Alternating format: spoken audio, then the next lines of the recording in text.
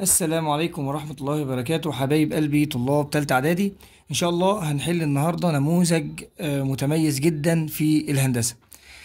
بيقول لي السؤال الأول، بيقول لي إذا كانت ألف بتساوي واحد واتنين وب بتساوي تلاتة وأربعة، فإن إحداثي نقطة منتصف ألف ب هي.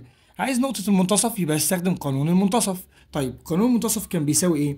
يعني لو عايز أجيب منتصف ألف ب كنت بقول له مجموع السينات على الاتنين ومجموع الصادات على الاتنين، يعني شرطة كسر على الاتنين وشرطة كسر على الاتنين. أنا عندي أي زوج مرتب عبارة عن س وصاد، يعني الأولاني ده هو السين والتاني الصاد، وده هنا السين وده الصاد. خلاص، يبقى أنا هجمع السينات، السين اللي هنا زائد السين اللي هنا، واحد زائد تلاتة، يبقى واحد زائد تلاتة،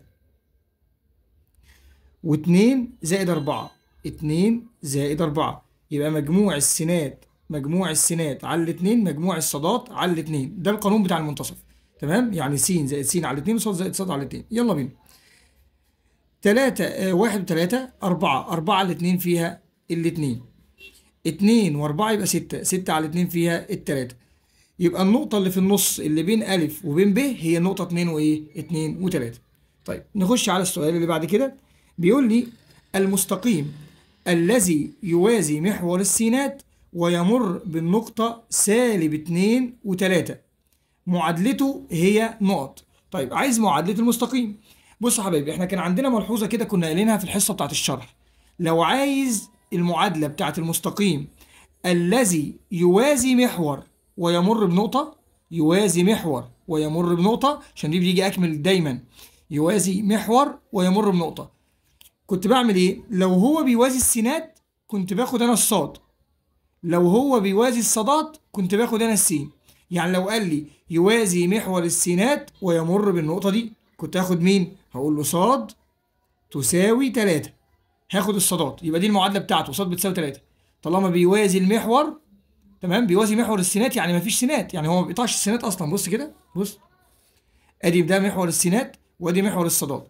المستقيم بتاعك بيوازي السينات، بيوازي ايه؟ السينات، يعني مفيش سين خالص في المعادله بتاعته، بس في ايه؟ في صاد، فانا هاخد الصاد بس. تمام، فاقول له صاد بتساوي 3. طب لو قال لي المستقيم الذي يوازي الصادات ويمر بالنقطه دي، لا، لو قال لك الصادات خد السين، هتقول له س بتساوي سالب 2. تمام كده، تاخد الايه؟ تاخد السين. يبقى دي المعادله لو بيوازي الصادات، ودي المعادله لو بيوازي السينات. معلش، دي لو بيوازي السينات ودي لو بيوازي الصادات، بنعكس يعني. خلاص، طيب تعال نشوف السؤال اللي بعد كده. اذا كان س وصاد قياسي زاويتين متتامتين. حلو، يعني ايه متتامتين؟ يعني مجموعهم ب 90 درجه. حلو، يعني س زائد صاد ب 90 درجه. طيب بحيث س إلى ص بيساوي 1 إلى 2، يعني النسبة بينهم 1 إلى 2. خلاص، فإن ج س زائد ج ص بتساوي نقط. طيب هو عايز ج س زائد ج ص. أولا مبدئيا كده طالما هما متتامتين يعني الج س بيساوي ج ص، صح كده؟ تمام. طيب أنا عايز أعرف السين بكام والصاد بكام عشان أعرف الإيه؟ الناتج. اعرف مثلا ان هو لو السين ب 60 ودي ب 60 يبقى، او دي ب 30 يبقى جا 60 زائد جا 30. المهم اعرف السين بكام والصاد بكام. طيب فانا قدامي كذا طريقه. اول طريقه ان احنا هنشتغل ايه؟ هنشتغل بالطريقه الطويله شويه اللي هي بتقول ايه؟ انا دلوقتي عايز اعرف الزاويتين، فانا هفرض ان الزاويه الاولى طالما عاطيني النسبه بينهم هقول له نفرض ان الزاويه الاولى مثلا كاف، والزاويه الثانيه اسمها 2 كاف. خلاص، يبقى انا معايا كاف ومعايا 2 كاف. عشان ليه؟ عشان هو قال 1 الى 2. طب لو قال لي 2 الى 3 كنت هفرض ان الاولى 2 كاف والثانيه 3 كاف. طيب لو قال لي 4 الى 5 يبقى الاولى 4 كاف والثانيه 5 كاف، او 4 ميم و5 ميم، اي رمز اي رمز مش مهم يعني. تمام، او 1 س و2 س. تمام، بس هنا عشان عندي س وصاد فانا ايه بعدت عن الكلام ده وكتبت كاف. طيب بيقول لي ان هما متتامتين يعني مجموعهم بيساوي 90. الزاويتين دول لما هجمعهم هيديني كام؟ 90. طيب تعالى بقى نحل المعادلة ونشوف الكاف دي بكام. أنا عندي كاف زائد 2 كاف يبقوا 3 كاف بتساوي 90. يبقى ال 3 كاف بتساوي كام؟ بتساوي 90. يبقى الكاف بكام؟ بتساوي 90 على 3. هقسم هنا على 3 وهقسم هنا على 3. 90 على 3 فيها 30. يبقى الكاف ب 30. معنى كده ان الزاويه الاولى بكام؟ ب 30. ليه؟ لان انا فرضت ان الاولى كاف والثانيه 2 كاف. يعني الزاويه الثانيه اللي هي 2 كاف اللي هي الصاد هتساوي 2 في كاف، يعني 2 في 30 بكام؟ ب 60. يبقى انا معايا زاويه اللي هي السين ب 30 والصاد ب 60. خلاص دي نص دي. كلام جميل جدا. فهو عايز ايه بقى المطلوب مني؟ المطلوب بيقول لي انا عايز جا س زائد جتا صاد. يعني جا 30 زائد جتا 60 بس. طبعا تقدر تكتبها على الآلة وتجيبها، او لو انت حافظ الجا 30 بنص زائد الجتا 60 برضو بنص، يبقى نص ونص كام؟ واحد. خلاص يبقى الناتج بتاعك واحد. ده كده الطريقة اللي احنا جبنا بيها الزاويتين. في بقى طبعا لو هو طبعا اختياري، ده طبعا لو جالك مقالي لازم تحل بالايه؟ بالخطوات دي. لو جالك مقالي ممكن تحله يعني بدماغك شويه، اللي هو ايه؟ اللي هم زاويتين اصلا مجموعهم 90. خلاص، ودي نص دي. يعني ايه دي نص دي؟ ايه الزاويتين اللي مجموعهم 90 والاولى نص الثانيه اللي هو ال 30 و60؟ خلاص 30 و60 ماشي. فانت ممكن تعرفها بدماغك كده لو حسبتها. طب تعالى نشوف الطريقه اللي بعد كده، او السؤال قصدي اللي بعد كده. البعد بين النقطتين 6 وصفر وسالب 4 وصفر. طيب البعد يبقى هستخدم قانون البعد. ايه قانون البعد يا مستر؟ قانون البعد سهل جدا، اللي هو جذر فرق السينات تربيع زائد فرق الصادات تربيع. يعني ايه فرق؟ يعني طرح، يعني تطرح السينات وتطرح الصادات. طيب فين السين وفين الصاد؟ ما ده السين ودي السين، ده الصاد وده الصاد. طيب يبقى 6 ناقص سالب 4. 6 ناقص سالب 4. خلي بالك بص انا كتبت سالبين هنا ليه يا مستر؟ ما هو الناقص دي بتاعت القانون والسالب دي بتاعت الاربعه، يبقى سالب وسالب يبقوا موجب. خلاص طيب بعد كده صفر ناقص الصفر. خلاص يبقى ده كده ملوش لازمه. حلو قوي. طبعا لو كتبتها على الآلة هيطلع لك على طول الناتج بكام؟ ب 10. او انت هتعمل كده 6 زائد 4 10، 10 تربيع ب 100. جذر ال 100 كام؟ 10. خلاص يبقى 10 وحدة طول. ده البعد بين النقطتين دول او المسافة بين النقطتين دول. إذا كانت النقطة صفر وألف تنتمي للمستقيم 3 س زائد 4 ص زائد 12 بتساوي صفر، فإن ألف تساوي نقط. حلو قوي. بص يا حبيبي، احنا اتفقنا من أول السنة إن أي زوج مرتب يديهولك الأولاني س والتاني ص. قبل الفاصلة هو السين وبعد الفاصلة هو الصاد. يعني أنا عندي زوج مرتب اسمه صفر وألف. تمام؟ يبقى الأولاني ده هو السين والتاني ده هو الايه؟ الصاد. يعني انا اقدر اشيل السين اللي في المعادله واحط مكانها صفر، واقدر اشيل الصاد اللي في المعادله واحط مكانها ايه؟ الف. تمام؟ ده ليه؟ عشان هو بيقول لي ان النقطه دي بتنتمي للمستقيم، وطالما بتنتمي للمستقيم يعني انا لو شلت الصفر شلت السين وحطيت صفر وشلت الالف وحطيت وشلت الصاد وحطيت الف، مش هيحصل حاجه في الايه؟ في المعادله. طيب تعالى بقى نشوف اللي هيحصل. انا عندي المعادله اهي 3 س ناقص 4 ص زائد 12 بتساوي صفر. خلاص تعالى بقى نعوض بالنقطة دي في المعادلة. نعوض بالنقطة في المعادلة. هشيل السين واحط مكانها صفر، وهشيل الصاد واحط مكانها ألف، أو السين بصفر والصاد بألف. طيب يبقى 3 في صفر بصفر، خلاص راحت دي خالص. سالب 4 في ألف بسالب 4 ألف زائد ال 12 بتساوي صفر. يلا حلي لي المعادله وهات الالف. خلاص كده يبقى كل الموضوع عملت ايه؟ عوضت بالنقطه دي جوه الايه؟ جوه المعادله. طيب يلا بينا. يبقى هو دي هناك بعكس اشاره، يبقى سالب 4 الف بتساوي سالب 12. تروح هناك دي تبقى سالب 12. هقسم هنا على سالب 4 وهقسم هنا على سالب 4. سالب 4 تروح مع السالب 4 يتبقى الالف، هتروح السالب مع السالب 12 على 4 فيها كام؟ فيها الثلاثه، يبقى الالف يا حبايبي بثلاثه. وصلت كده الفكره؟ يبقى اي زوج مرتب يديهولك تقدر تعوض بيه في الايه؟ في المعادله. الاولاني هو السين والثاني هو الصاد. طيب كلام جميل. السؤال الاخير بقى في المجموعه الاولى بيقول لي اذا كان المستقيم ا ب يوازي المستقيم ج د. بص اولا كده كلمه يوازي ما تعديهاش في اي امتحان. كلمه يوازي ما تعديهاش في اي امتحان. ليه؟ هو بيقول لي المستقيم ده يوازي المستقيم ده. يعني ايه؟ استفيد منها ايه؟ ان ميل الاول يساوي ميل الثاني. يعني انا عندي مستقيمين متوازيين. مستقيمين ايه؟ متوازيين. يبقى ده ميل نفس الميل بتاع ده. خلاص مش متقاطعين، يبقى لازم الميل بتاع ده يساوي الميل بتاع ده. خلاص طيب تعال نكمل المساله. بيقول لي وكان ميل ا ب بيساوي 2 على 3. الميل الاولاني ده كان 2 على 3، يبقى ميل التاني كام؟ برضه 2 على 3. خلاص سؤال سهل ما فيهوش اي مشكله. تعال نشوف السؤال او المجموعه اللي بعد كده. او السؤال ده بقى من الاسئله الجميله جدا. بيقول لي ايه؟ اذا كانت جتا 2 س بتساوي نص، جتا 2 س بتساوي نص، فإن قياس زاوية س بكام؟ عايز يعرف س دي، عايز يعرف س بكام. طب واحدة واحدة. الطريقة اللي احنا بنحل بيها السؤال دوت كنا برضو قايلينها في حصة الشرح. بداري الزاوية اللي هنا، بقول له هي جتا كام بنص؟ جتا كام بنص؟ لو انت حافظ هتقول لي يا مستر جتا 60. حلو، يبقى اللي تحت ايدك ب 60. طب ايه اللي تحت ايدي؟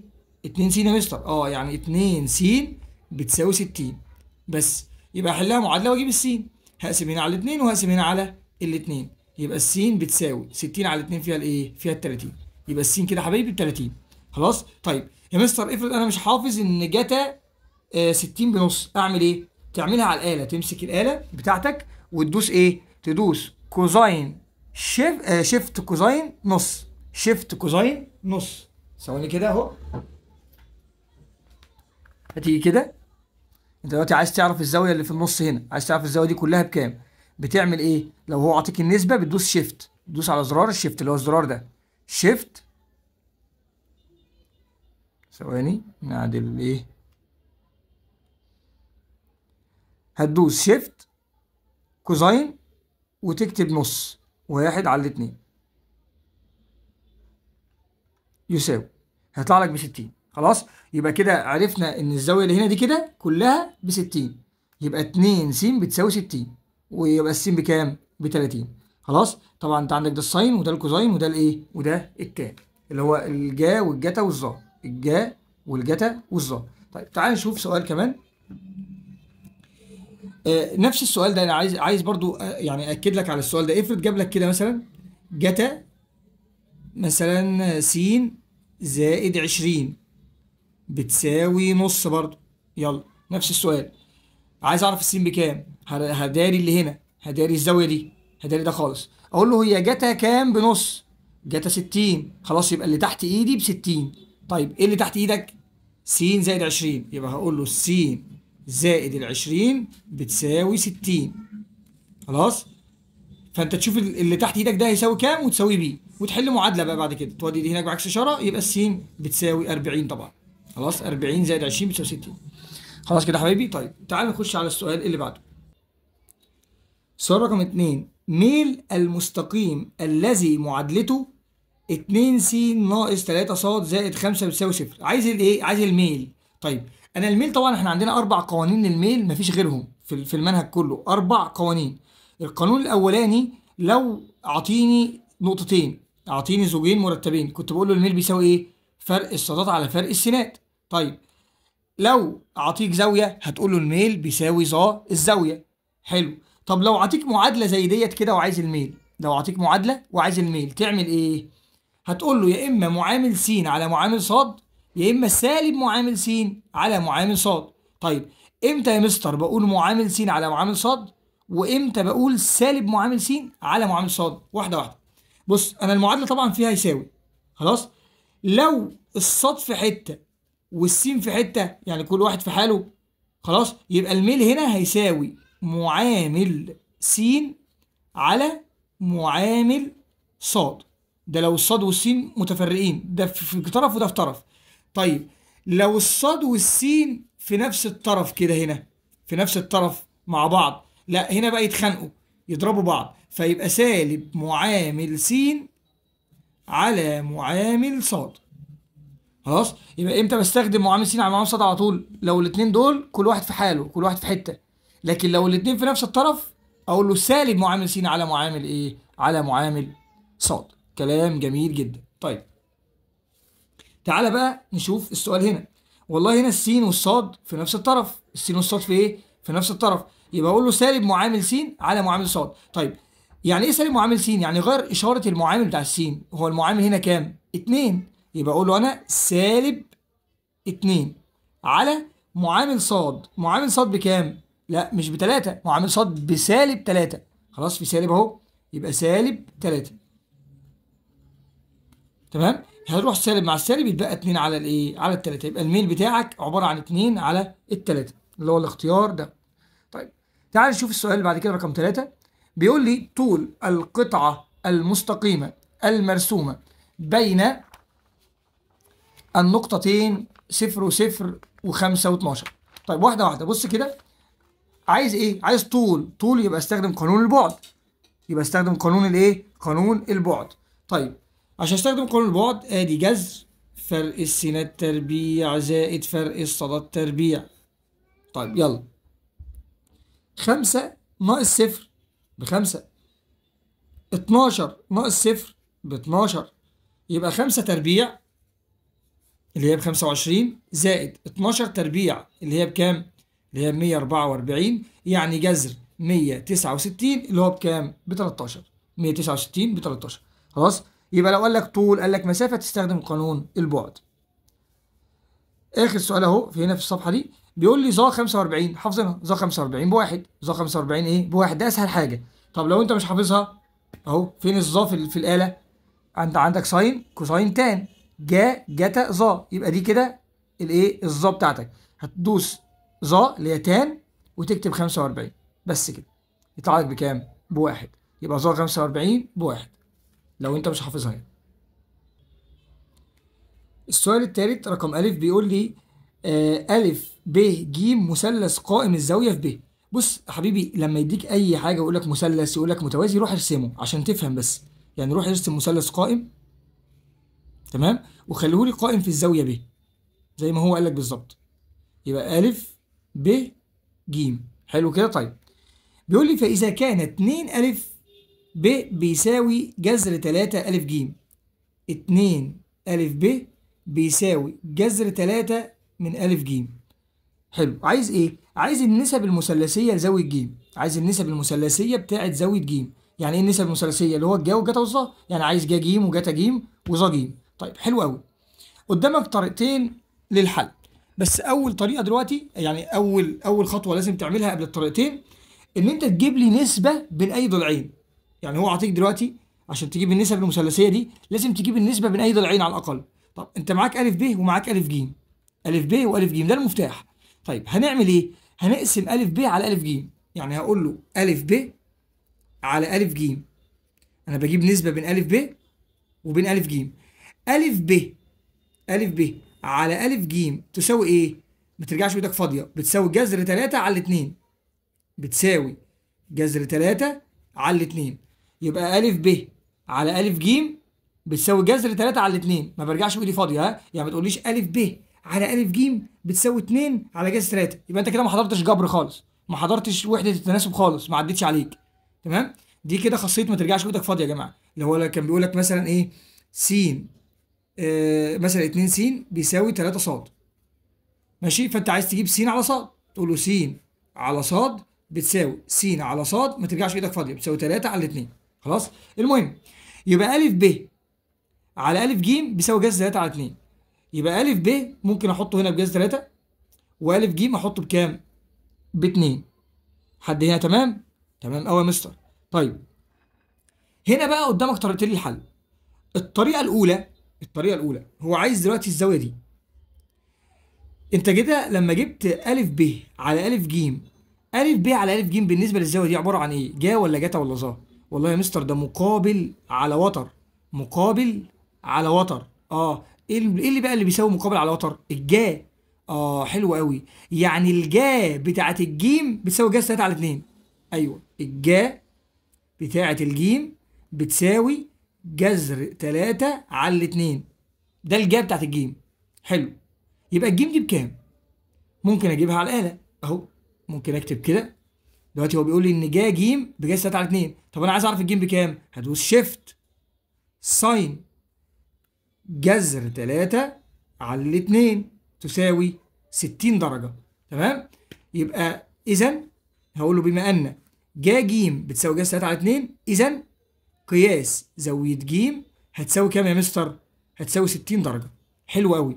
يبقى كده انا معايا الزاوية ذات نفسها ب 60. هو عايز ايه؟ عايز النسب المثلثيه، يعني عايز جا 60 وعايز جاتا 60 وعايز ظا 60. طبعا المفروض ان احنا حافظينهم، لو مش حافظهم هتكتبهم على الاله.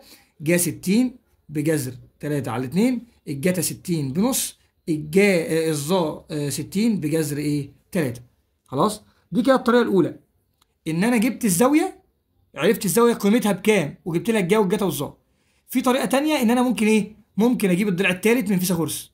يعني انا معايا ده ومعايا ده وعايز الضلع الثالث، هجيبه من فيثاغورس. يعني هجيب ب ج بيساوي ده تربيع ناقص ده تربيع جذر ده تربيع ناقص ده تربيع، اللي هو الوتر تربيع ناقص الضلع الثاني.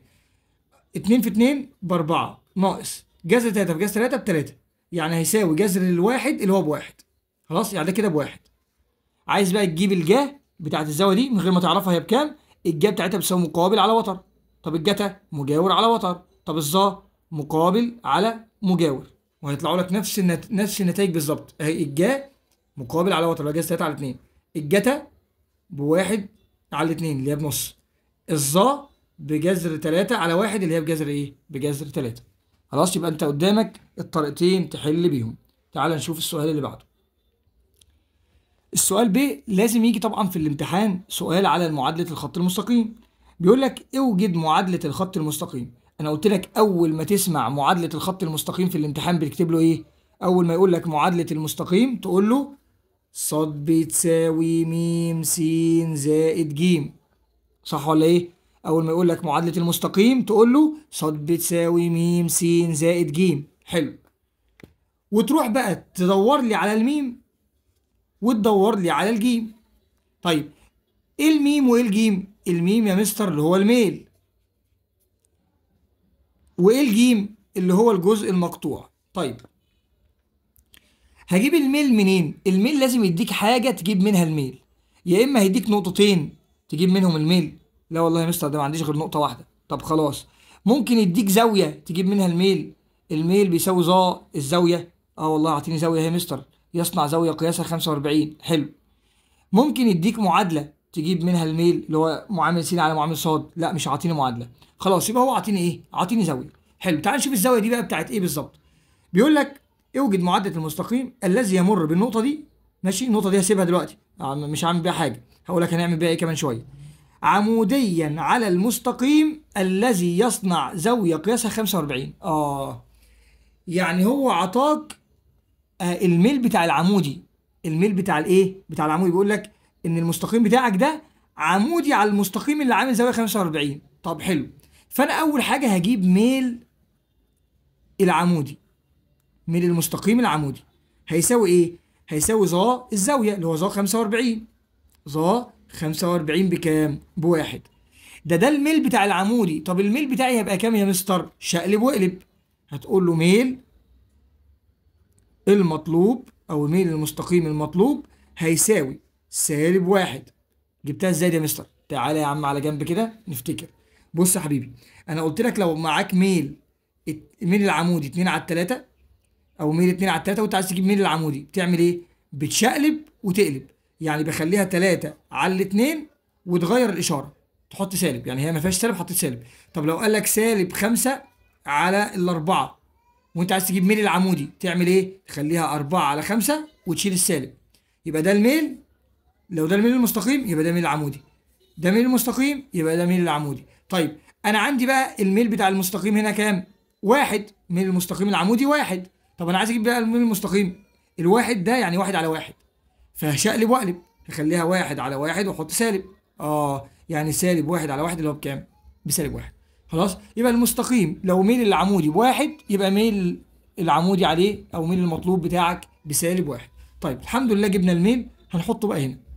يبقى كده اول خطوه ص بتساوي -1 في س اللي هو س زائد ج. دي اول خطوه عملتها، ان انا جبت الميل. فاضل لي مين؟ فاضل لي الجيم. خلاص انا جبت الميل، فاضل لي الجيم. علشان نجيب الجيم بنعمل ايه؟ مين الناس الشاطره اللي كانت حاضره معايا الحصص؟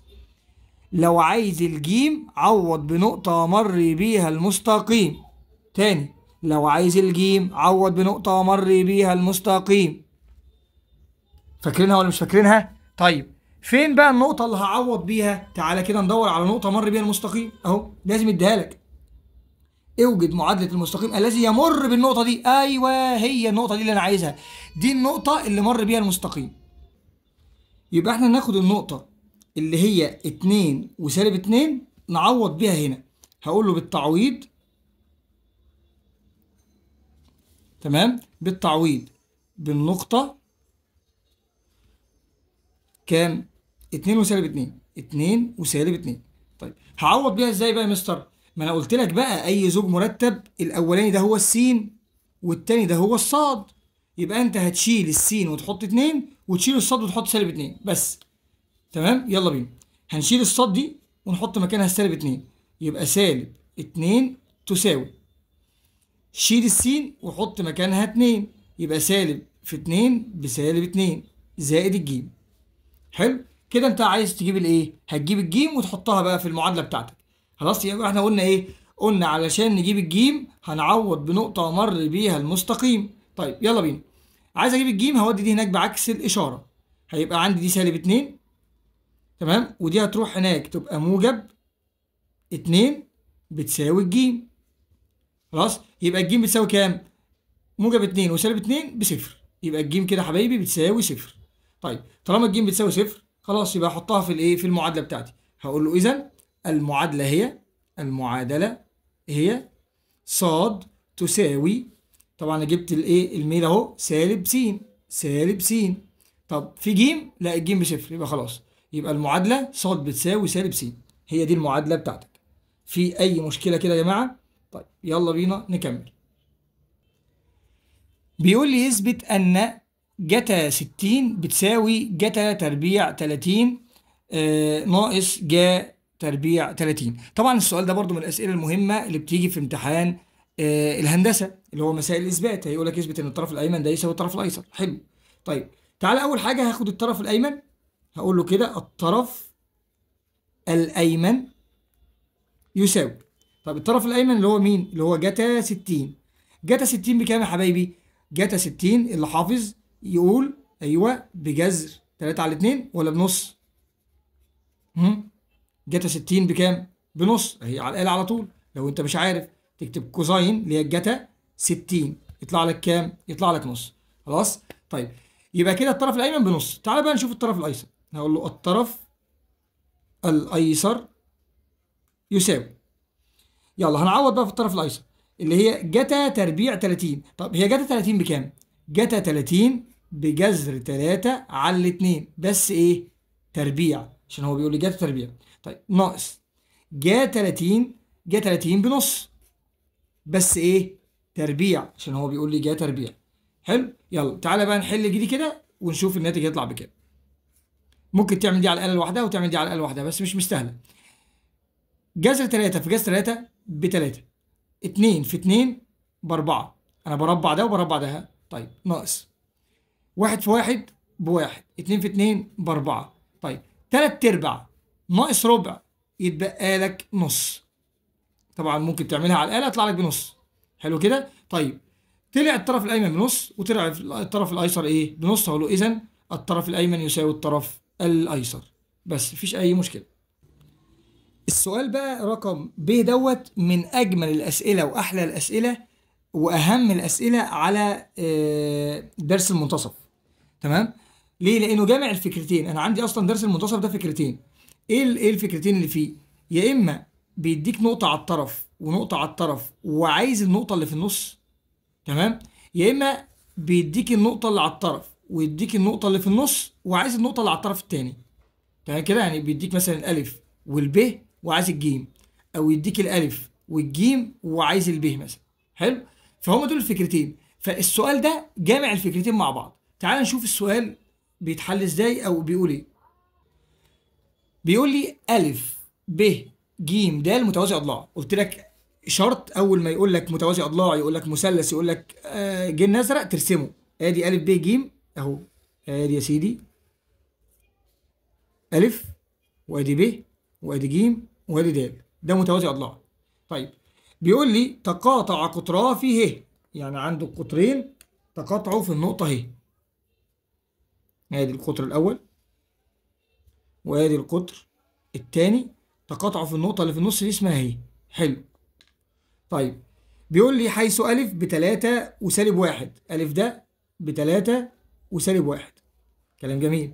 وب بستة واتنين، ب ستة واتنين. وجيم بواحد وسبعة، جيم بواحد وسبعة. على لما ترسم كده يعني المدرس اللي شايف يحس ان انت فاهم، يعني يحس ان انت يعني فاهم ايه اللي بيتقال.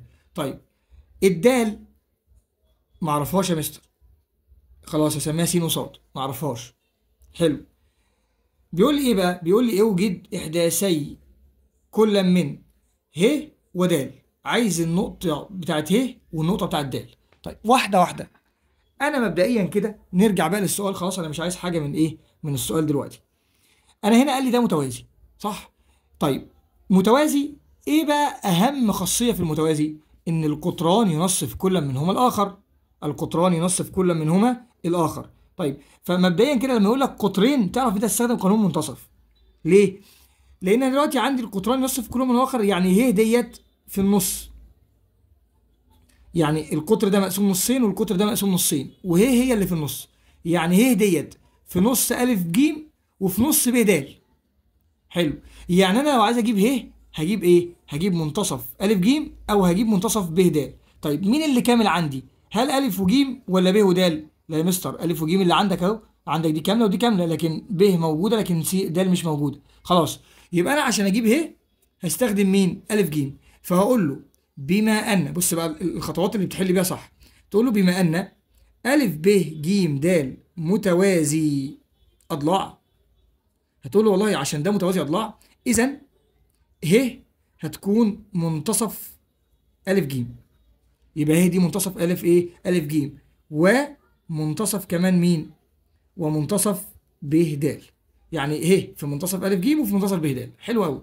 خلاص اذا لو حضرتك عايز ه بقى هجيبها لك منين؟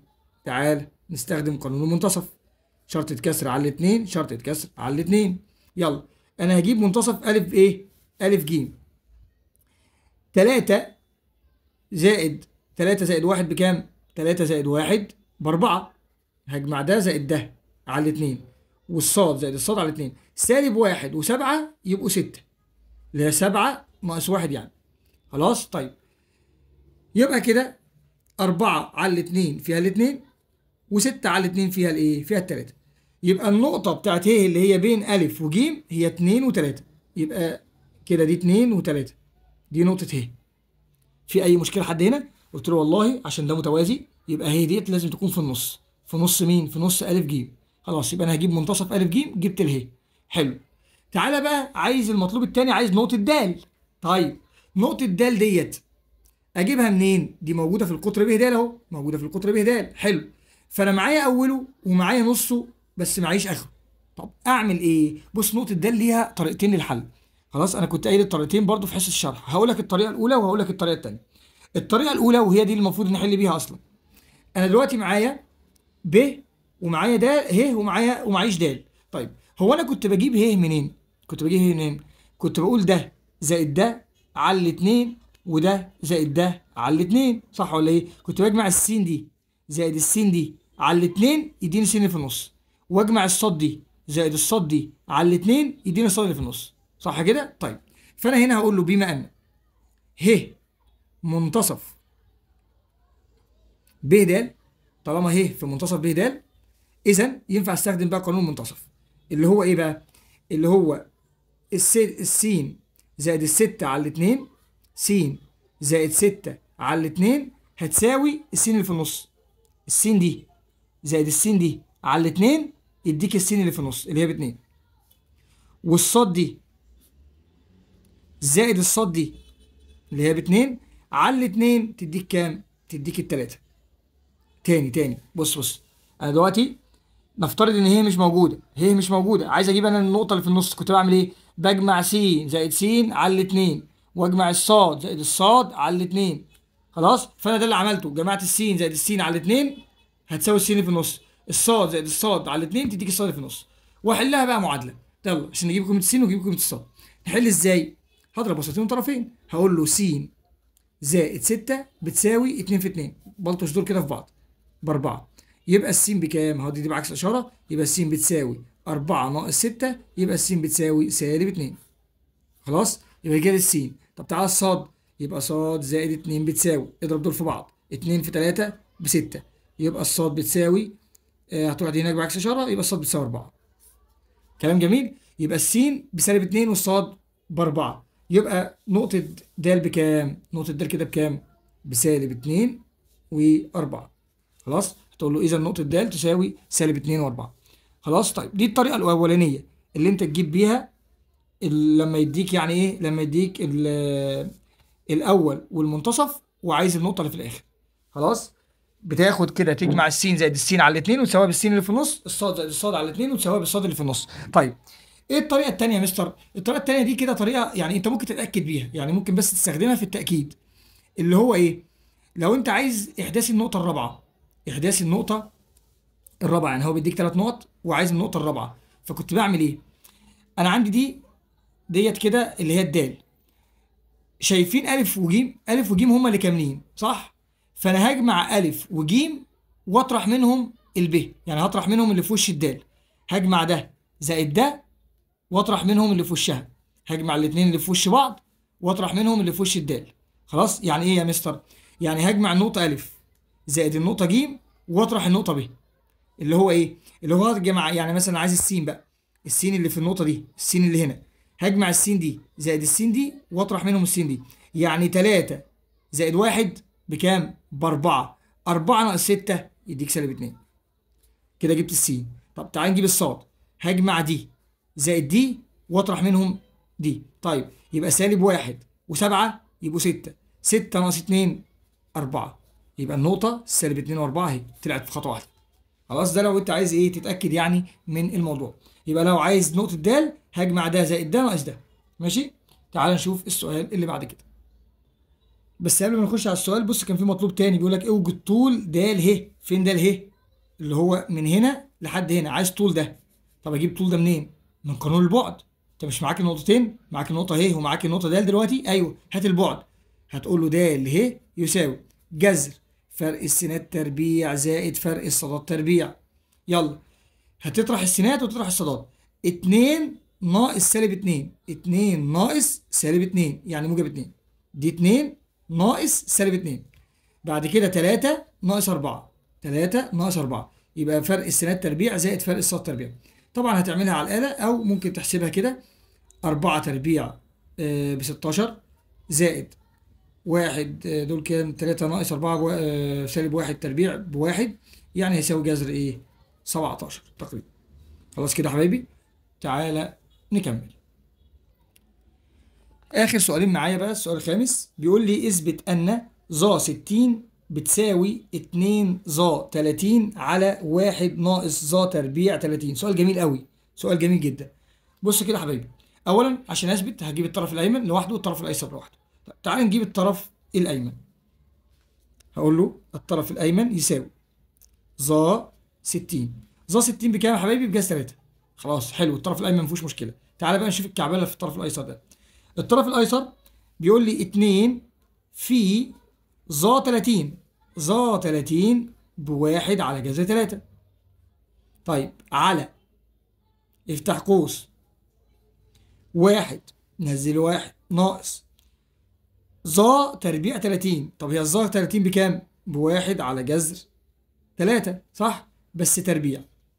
طيب يلا تعالى بقى نعوض في الكلام ده كله واحدة واحدة. ممكن حضرتك تعمله على الآلة عادي جدا وتطلع الناتج هيطلع لك بس 3، أو لو أنت طالب شاطر حاول تحلها لوحدها، كل واحدة لوحدها. يعني اضرب دي في دي وبعد كده إيه يعني لخص الدنيا. طبعا هضرب دول في بعض هيبقى 2 على جذر إيه؟ 3 على، طبعا دي كده مقامها 1 فبضرب بسط في بسط ومقام في مقام، 2 في 1 ب2 و1 في جذر 3 بجذر 3. طيب تعال نشوف بقى اللي جوه القوس ده إيه حكايته. أدي الواحد سيبه ناقص، تعال نفك ده، 1 تربيع يعني 1 في 1 ب1 على جذر 3 في جذر 3 ب3، اضرب الجذر في روحه ويطلع روحه. حلو، لسه برضه ما خلصناش القوس، سيب ده زي ما هو، ادي 2 على جذر 3 على 1 ناقص تلت يديك كام؟ يديك تلتين.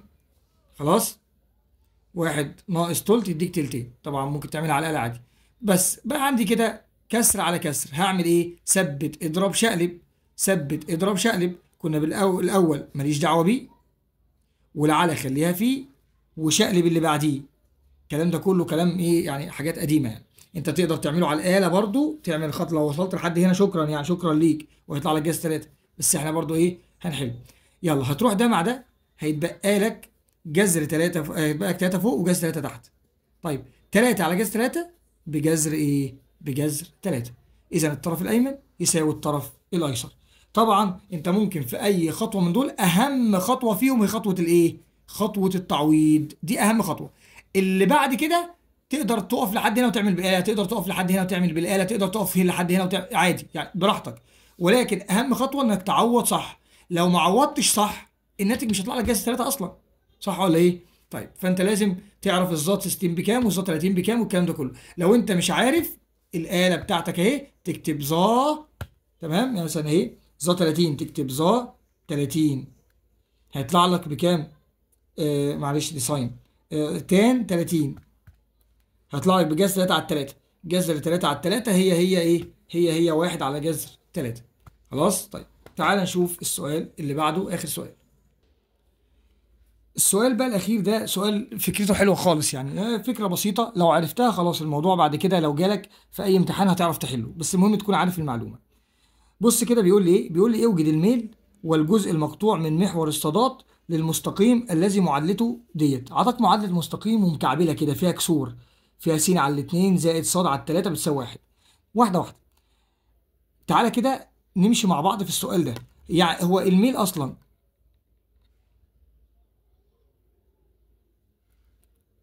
الميل بجيبه ازاي اصلا؟ هو الميل لما بجيبه من المعادله بيساوي سالب معامل س على معامل ص. خلاص. طيب انا هنا مش عارف فين معامل س، خلاص مش عارف فين معامل ص. فطيب فانا لازم اخلي المساله تكون في سطر واحد. هقول لك ازاي نخليها في سطر واحد. طيب عايز الجزء المقطوع من محور الصادات. طيب الجزء المقطوع من محور الصادات بيساوي ايه؟ بيساوي الحد المطلق على معامل ص. بيساوي الحد المطلق على معامل ص. طيب فانا اول طريقه ممكن اعملها هي س على الاتنين، ممكن اخليها نص س.